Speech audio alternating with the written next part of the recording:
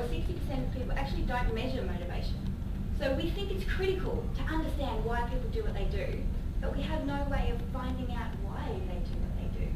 So this, to me, says there's a bit of a gap and an opportunity. Why did you choose your current work, or why did you choose something else?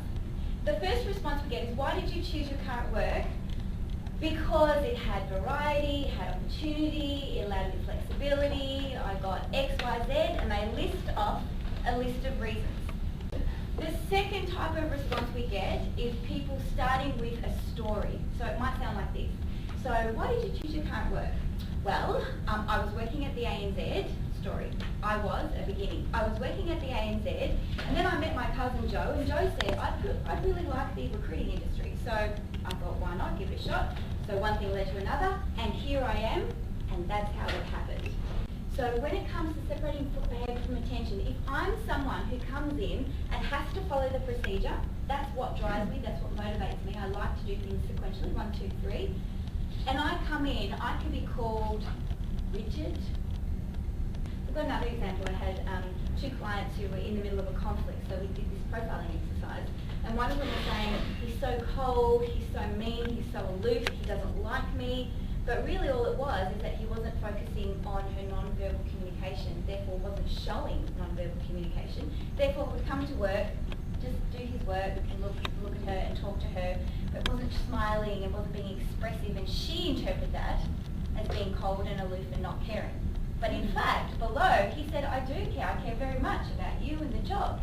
So this exercise allowed her to separate his behaviour from his tension and actually understand what was going on at a deeper level.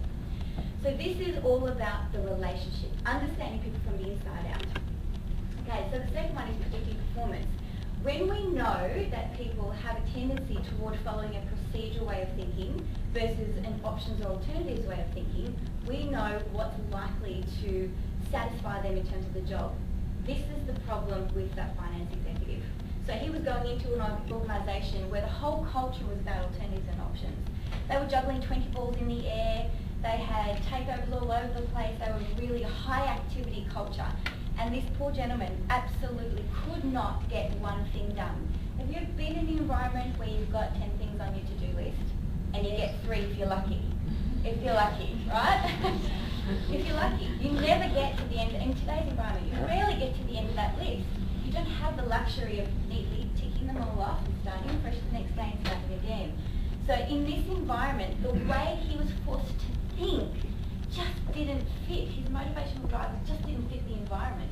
Even though he had the competency, he had the background, the experience, he had all this leadership evidence, but he didn't have the way of thinking in it, and it wasn't